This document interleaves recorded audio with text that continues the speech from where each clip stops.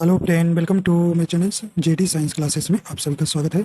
जैसा कि हम यूपी पुलिस कांस्टेबल के लिए हिंदी के प्रैक्टिस सेट सॉल्व कर रहे हैं, तो आज हम एक नए प्रैक्टिस सेट के साथ उपस्थित हुए हैं। आशा करता हूं आप सभी अच्छे होंगे और आपकी तैयारी अच्छी चल रही होगी। देखिए, अब आपके फॉर्म जल्दी ही आ सकते हैं, क्योंकि योगी आदित्यनाथ ने जो है ट्वीट कर कहा है कि जो खाली पद पड़े हैं उनको जल्दी से जल्दी भरा जाए। ठीक है, तो अब उम्मीद है कि आपकी जल्दी वैकेंसी आ जाएगी। ठीक है, तो आप तैयारी करते रहिए, आपको फ़ायदा जरूर मिलेगा। चलिए देखते हैं। तो अगर आप हमारे चैनल पर नए हैं तो चैनल को सब्सक्राइब कर लीजिएगा और बेल आइकन प्रेस कर दीजिएगा, ताकि आपको नोटिफिकेशन मिलता रहेगा। ठीक है, चलिए आइए देखते हैं। पहला प्रश्न है कि स्थान के आधार पर बताइए कि मूर्धन्य व्यंजन कौन से हैं। तो इसमें आपको बताना है मूर्धन्य व्यंजन कौन सा इसमें है। चलिए, तो सही ऑप्शन आपका यहाँ हो जाएगा, यानी कि ग, घ, ज, झ, ड, ढ या प, फ। बताइए, सही ऑप्शन आपका यहाँ हो जाएगा। तो ऑप्शन नंबर आपका यहाँ कौन सा हो जाएगा? ऑप्शन नंबर सी हो जाएगा।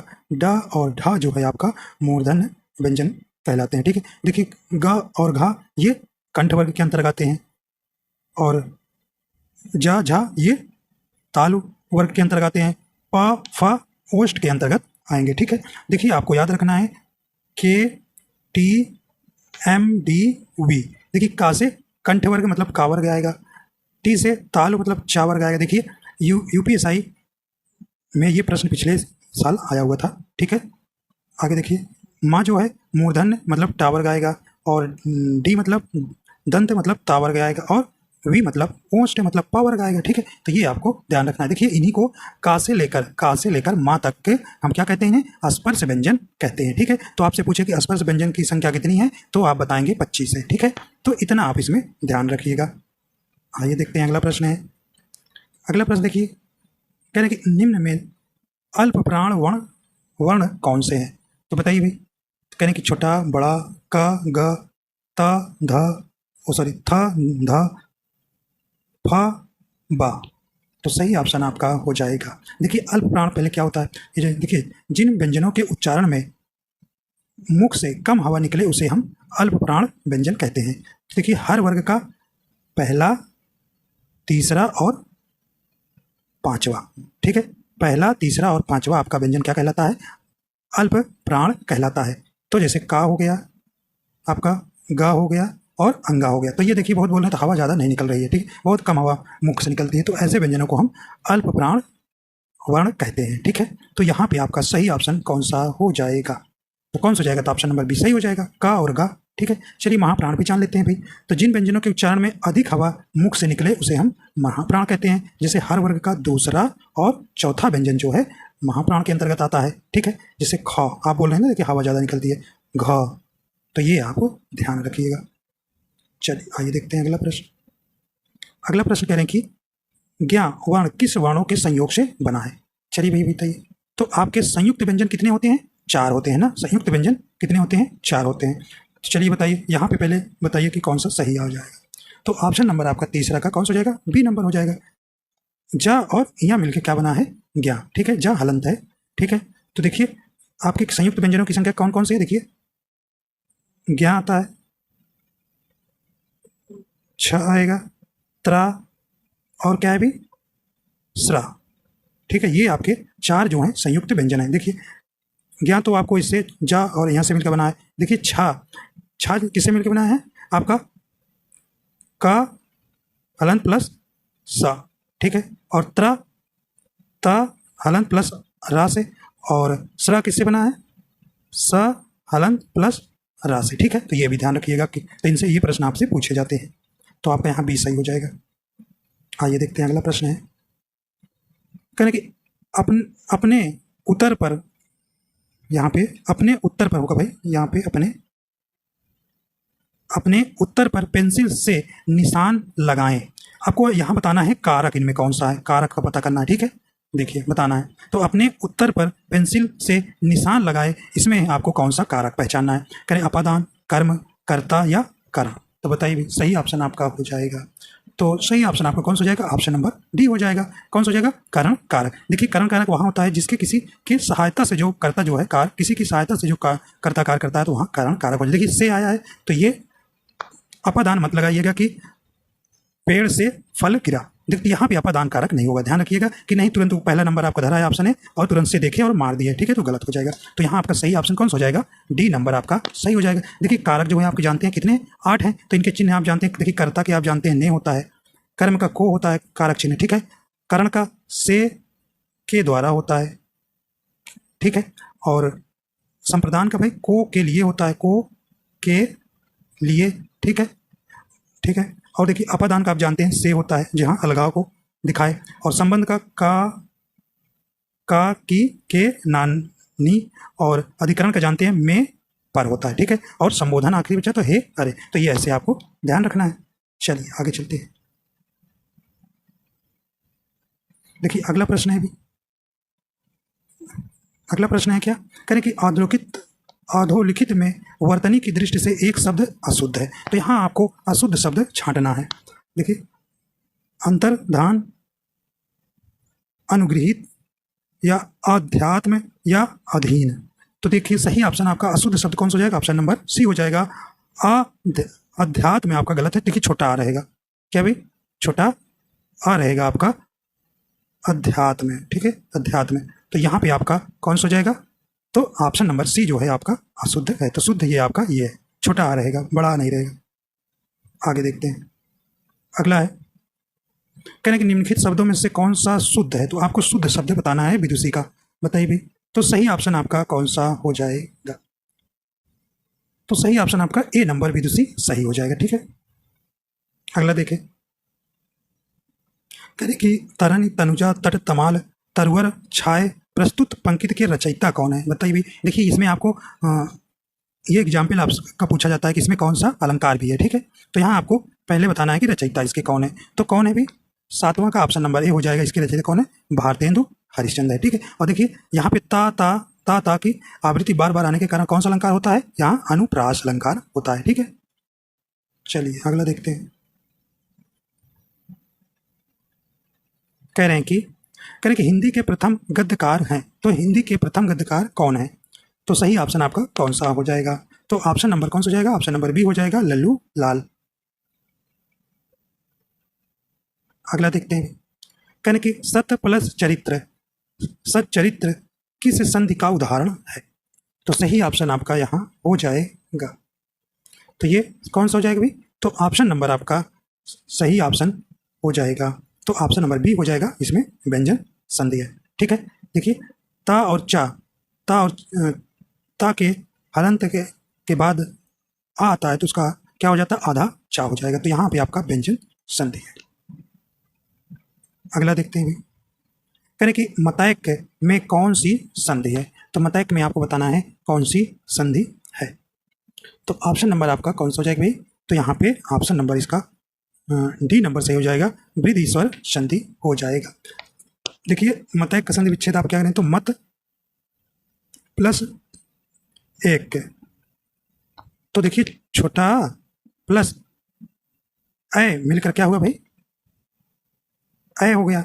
तो यहाँ पे देखिए जहाँ पे आपका जिस शब्द में 2 मात्राएं दिखे आपका, तो वहाँ पे आप जान लेना कि वहाँ वृद्धि संधि है, ठीक है। जैसे जब अ का मात्रा दिखे, क्या भाई, जब अ का मात्रा दिखे और ए का मात्रा दिखे, ठीक है, तो आपको ध्यान देना है कि वहाँ पर आपका वृद्धि स्वर संधि आएगी, ठीक है। अगला देखते हैं,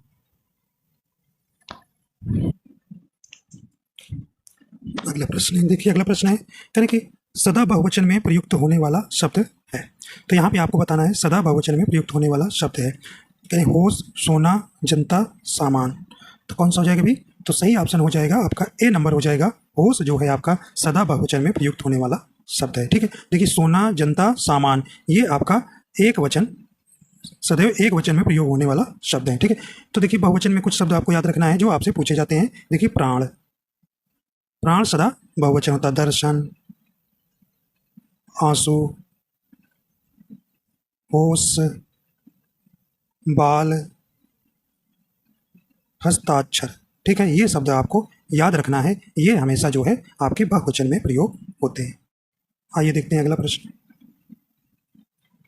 कहने कि लोक शब्द में वचन है, तो आपको बताना है कि लोक शब्द में कौन सा वचन है, कहने कि एक वचन, द्विवचन, बहुवचन या कोई नहीं, तो यहाँ पे आपका सही ऑप्शन आपका सी हो जाएगा, ये लोक जो है आपका बहुवचन शब्द है। अगला देखते हैं अभी। अगला कह रहे हैं कि चरर मरर खुल गए अरर रव स्फुटों से में कौन सा अलंकार है। चलिए भाई बताइए, इसमें आपका सही ऑप्शन हो जाएगा। तो देखिए, रा की आवृत्ति यहाँ पे बार बार आने के कारण यहाँ पे आपका कौन सा अलंकार हो जाएगा। यहाँ पर आपका सही ऑप्शन ए नंबर हो जाएगा, अनुप्रास अलंकार। ठीक है, देखिए श्लेष अलंकार क्या होता है, जहाँ एक ही शब्द के कई अर्थ आए वहाँ पर आपका श्लेष अलंकार होता है। ठीक है, और यमक अलंकार क्या होता है भी, जहाँ एक ही शब्द कई बार आए और उनका अर्थ क्या हो, अलग अलग हो, वहाँ आपका कौन सा हो जाएगा, यमक अलंकार होता है। चलिए आगे देखते हैं। कह कि हिंदी भाषा की कितनी विख्यात बोलियां हैं। तो यहाँ बताना है हिंदी भाषा की कितनी विख्यात बोलियां हैं। कह कि 4, 10, 8, 5। तो सही ऑप्शन आपका हो जाएगा ऑप्शन नंबर सी हो जाएगा 8। अगला है, कह कि हिंदी भाषा का प्रथम प्रमाणिक ग्रंथ कौन सा है। तो सही ऑप्शन आपका कौन सा हो जाएगा, तो ऑप्शन नंबर सी हो जाएगा पृथ्वी राज रासो। इसे कौन लिखा है भाई, चंद्रबर दाई लिखे हैं।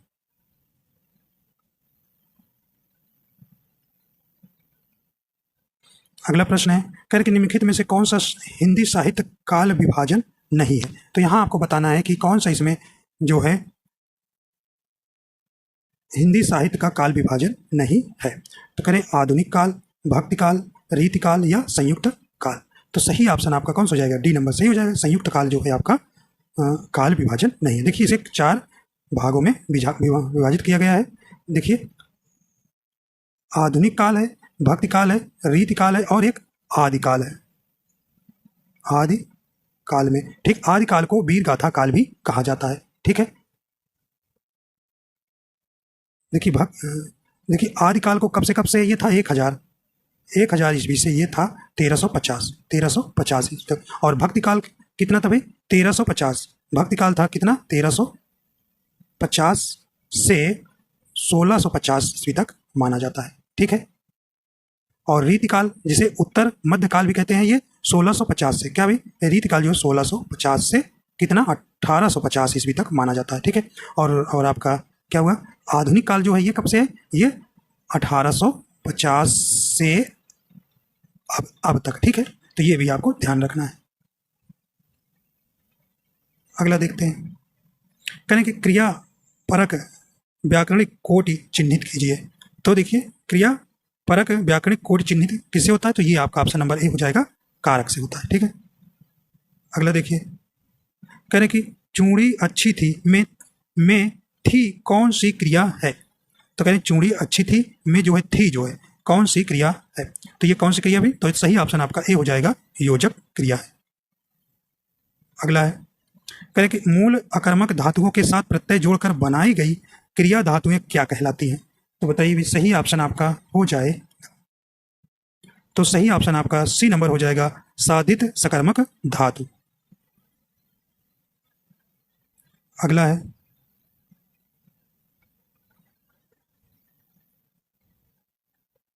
अगला देखते हैं भी, यहाँ पे आपको इसमें अलंकार बताना है। कह रहे कि सारंग लय सारंग चल कई सारंग की ओट सारंग झीनो पाई के सारंग कई गई चोट में आपको बताना है कि यहाँ पे कौन सा अलंकार है। तो चलिए भाई सही ऑप्शन आपका हो जाएगा। देखिए जो पहला सारंग का अर्थ है यहाँ पर जल। ठीक है, क्या है, जल। और अगला सेकंड सारंग का अर्थ क्या है भाई, बादल। ठीक है, बादल। तो अब आपको महसूस हो रहा होगा कि कौन सा अलंकार हो गया। और अगला तीसरे सारंग का अर्थ है सूर्य, क्या, सूर्य। और चौथे सारंग का क्या है भाई, पपीहा। ठीक है, तो कहने का मतलब एक ही शब्द जब बार बार आता है और उसके अर्थ अलग अलग होते हैं तो आप जानते हैं कौन सा अलंकार हो जाएगा। तो कौन सा अलंकार हो जाएगा यहाँ पर, सी नंबर सही हो जाएगा, क्या भाई, यमक अलंकार। जब एक ही शब्द कई बार आए और उनका अर्थ क्या हो, अलग अलग होता है, तो वहाँ आपका यमक अलंकार होता है। ठीक है, तो आपका यहाँ आपका सी नंबर सही हो जाएगा। देखिए इसका जो अर्थ होगा, यानी कि यहाँ जो हवा जो है बादलों को लेकर चली सूरज की ओर करके, जल की कुछ बूंदे जो है कुछ बिगड़ी बूंदें जो है जब पृथ्वी की ओर बढ़ी तब जो है पपीहा ने उस बूंद को अपने मुख में ले लिया। ठीक है, तो पपीहा जो पक्षी होता है या जो है पानी जो है हमेशा कैसा पीता है, ऊपर गिरते हुए पानी को ही पीता है। ठीक है, तो यहाँ पे आपको याद रखना सी नंबर सही हो जाएगा। चलिए आगे देखते हैं। आइए देखते हैं अगला प्रश्न है, कह रहे कि जुगुप्सा का अस्थायी भाव किस रस से संबंधित है, बताइए। तो रसों की संख्या आपकी 9 है और अस्थायी भावों की संख्या भी 9 है।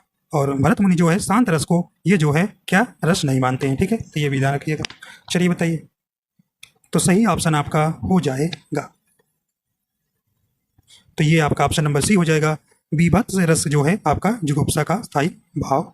ठीक है, ठीक, तो इस प्रकार से नंबर आपका यहाँ सही हो जाएगा।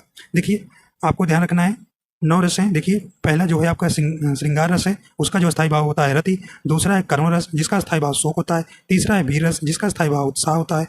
और चौथा रस है क्या, हास्य, जो जिसका स्थायी भाव हास होता है।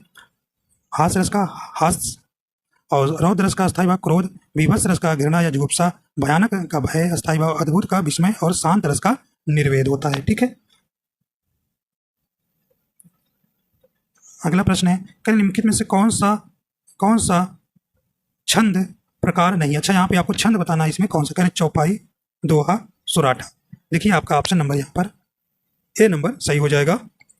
दुष्टांत जो है आपका छंद नहीं है। ठीक है, देखिए चौपाई में आपके जानते हैं 4 चरण होते हैं और कितनी मात्राएं होती है, 16 मात्राएं होती है। ठीक है, प्रत्येक चरण में। और दोहा देखिए, दोहा में 13 और 11 मात्राएं होती हैं। देखिए सुराठा जो है दोहा का उल्टा ही होता है, 11 13 मात्राएं होती है। ठीक है, तो आपको याद रखना है विषम दोहे में, जो विषम चरणों में मतलब पहले और तीसरे में 13 और दूसरे और चौथे में 11 और सुराठा आपका उल्टा होता है। ऐसा पूछा जाता है, दोहे का उल्टा होता है, ऑप्शन में दिया रहता, तो आप सुराठा याद रखिएगा। चलिए आगे देखते हैं। देखिए भाई अगला प्रश्न है, कह दीर्घ संधि, गुण संधि, विधि संधि, यण संधि व अयाधि संधि के मूल भेद के अंतर्गत सन्निहित है। देखिए संधियां आपकी 3 प्रकार की होती हैं, स्वर संधि, व्यंजन संधि और विसर्ग संधि। तो ये पूछ रहा है किसके भाग के हैं, तो ये आप जानते हैं ये स्वर संधि के पार्ट हैं। अगला देखिए भाई, अगला कहने की पथ भ्रष्ट का उपयुक्त समास चिन्हित कीजिए, बताइए। तो पथ भ्रष्ट में आपको समास बताना है, तो इसमें सही ऑप्शन कौन सा हो जाएगा, तो ऑप्शन नंबर यहाँ पे आपका सी नंबर हो जाएगा, तत्पुरुष समास। ठीक है, तत्पुरुष समास। ठीक है, तो इस प्रकार आपका तत्पुरुष समास यहाँ हो जाएगा। देखिए पथ भ्रष्ट है, जब इसका समास विग्रह करेंगे तो ये पथ से भ्रष्ट है, तो यहाँ पे आपका सही ऑप्शन क्या हो जाएगा, सी नंबर सही हो जाएगा। देखिए तत्पुरुष समास क्या होता है, जिस समास का अंतिम पद प्रधान हो उसे हम तत्पुरुष समास कहते हैं, और इसमें जो है विभक्तियों का लोप हो जाता है। ठीक है, तो वहाँ तत्पुरुष समास होता है। ठीक, देखिए अव्ययी भाव समास क्या होता है, जिस समास का प्रथम पद या पूर्व पद अव्यय हो, अर्थात जिसमें प्रथम पद प्रधान हो उसे अव्ययी भाव समास कहते हैं। जैसे आजन्म, यथाशक्ति, भरपेट, यथासंभव, प्रतिदिन। तो इसमें आप उपसर्ग देखकर भी पता लगा लेंगे। ठीक है, अव्ययी भाव समास में। और देखिए भाई द्वंद्व समास आप जानते हैं, जिस समास में दोनों पद प्रधान होते हैं उसे हम द्वंद्व समास कहते हैं। और देखिए कर्मधारय समास, कर्मधारय समास में इसमें जो है पहला पद क्या होता है, विशेषण होता है, और अंतिम पद क्या होता है, संज्ञा या विशेष होता है। ठीक है, तो समास आपके 6 प्रकार के होते हैं। देखिए एक द्विगु समास होता है। द्विगु समास का क्या होता है, जिस समास का प्रथम पद संख्यावाची तथा अंतिम पद संज्ञा हो उसे हम द्विगु समास कहते हैं, जैसे त्रिभुज, नवरत्न है। ठीक है, और एक बचा बहुव्रीहि समास। तो बहुव्रीहि समास क्या होता है भाई, इसमें दोनों पद प्रधान नहीं होते हैं। तो आपसे पूछता है ऐसा कौन सा समास है जिसमें कोई भी पद प्रधान नहीं होता है, तो आप बताएंगे बहुव्रीहि समास। ठीक है, चलिए आगे देखते हैं। करें कि अष्टाध्यायी का उपयुक्त समास चिन्हित कीजिए, तो बताइए। तो इस सही ऑप्शन हो जाएगा। देखिए अष्टाध्यायी का मतलब जिसके 8 अध्याय हैं, तो इसमें आपका सही देखिए नंबर आ रहा है, तो नंबर आप किस में आता है, द्विगु समास में। द्विगु मतलब 2, ऐसे याद रखना, जिसमें नंबर आएगा उसमें द्विगु समास आता है। अगला देखते हैं, करें कि सुमित्रा नंदन पंत को किस कृत्य पर ज्ञानपीठ पुरस्कार मिला था, तो सही ऑप्शन आपका हो जाएगा। देखिए सुमित्रा नंदन पंत को प्रकृति का सुकुमार भी कहा जाता है। ठीक है, तो ये कौन सा हो जाएगा, ऑप्शन नंबर डी हो जाएगा, चिदंबरा के लिए जो इन्हें ज्ञानपीठ पुरस्कार प्राप्त हुआ है। ठीक है, अगला देखते हैं, करें कि विषाद शब्द का विपरीतार्थक शब्द है, तो यहाँ आपको बताना है विषाद शब्द का आपको विलोम बताना है, तो सही ऑप्शन आपका हो जाएगा, तो अहाद हो जाएगा, तो ऑप्शन नंबर आपका बी नंबर यहाँ सही हो जाएगा। अगला है, कह कि ब्रज भाषा का विकास किस अपभ्रंश से हुई है। तो आपको बताना है कि जिसे आप ब्रज भाषा कहते हैं, तो ब्रज भाषा का विकास किस अपभ्रंश से हुआ है। करें सौर श्रेणी, पैसाची, मागधी या अर्ध मागधी। तो सही ऑप्शन आपका हो जाएगा, तो ऑप्शन नंबर आपका कौन सा हो जाएगा? तो ऑप्शन नंबर ए हो जाएगा, ब्रज भाषा का विकास जो है सौर श्रेणी से हुआ है। ठीक है, तो ऑप्शन नंबर आपका यहाँ कौन सा हो जाएगा भी? ए नंबर आ जाएगा। देखिए हिंदी भाषा की कुल 5 जो है उपभाषाएं हैं। कितनी भाई? 5। कौन कौन सी? पूर्वी हिंदी, जिसका जो है अर्धमागधी अपभ्रंश से विकास हुआ है। ठीक है, और पश्चिमी हिंदी जो सौर श्रेणी है। देखिए पश्चिमी हिंदी के अंतर्गत 5 बोलियां आती हैं। पश्चिमी हिंदी के अंतर्गत कौन कौन सी? ये आपकी खड़ी बोली, जिसे आप कौरवी भी कहते हैं, ब्रजभाषा, कन्नौजी, बुंदेली और बांगरू, जिसे हरियाणवी भी कहते हैं। ठीक है, तो देखिए मागधी से किसका विकास हुआ है? तो ये किसकी? बिहारी हिंदी का। ठीक है, और अर्धमागधी किससे? ये पूर्वी हिंदी का। ठीक है, और पश्चिमी हिंदी का आप जानते हैं, पश्चिमी हिंदी का सौर श्रेणी। ठीक है, और पश्चिमी हिंदी के अंतर्गत ही ब्रजभाषा आती है। ठीक है, तो आपका यहाँ ए नंबर सही हो जाएगा। और चलिए आगे देखते हैं। अगला है, कह रहे उत्कर्ष एक कुशाग्र विद्यार्थी है, या कुशाग्र कौन सा विशेषण है? तो बताइए कुशाग्र कैसा विशेषण है? तो ये आपका ऑप्शन नंबर डी हो जाएगा। ऑप्शन नंबर डी हो जाएगा, ये आपका गुणवाचक विशेषण हो जाएगा। ठीक है, अगला प्रश्न है, क्या इनमें से कौन भक्तिकालीन कवि नहीं है? तो देखिए सूरदास हैं, कबीरदास हैं, तुलसीदास हैं, ये बिहारी जो है ये भक्तिकालीन कवि नहीं है।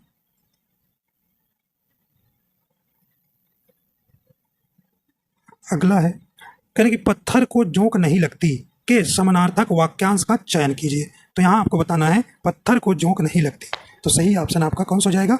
ऑप्शन नंबर डी हो जाएगा, हड्डी पर कोई प्रभाव नहीं होता है। तो हड्डी व्यक्ति जो है उस पर कोई प्रभाव नहीं पड़ता है। ठीक है, करे एक आंख ना भाना। तो बताइए इसका आपको समानार्थक वाक्य का चयन करिए, आपको मुहावरा बताना है। तो सही ऑप्शन आपका हो जाएगा, ऑप्शन नंबर डी हो जाएगा, बिल्कुल अच्छा ना लगना। अगला देखते हैं, करें कि भी हंगम दुष्टि के समानार्थक वाक्यांश का चयन कीजिए। तो आपको बताना है, सही ऑप्शन आपका हो जाएगा। तो ऑप्शन नंबर इसका डी हो जाएगा, सरसरी नजर। अगला प्रश्न है, करें कि काटो तो खून नहीं, करें कि काटो तो खून नहीं के समानार्थक वाक्यांश का चयन कीजिए।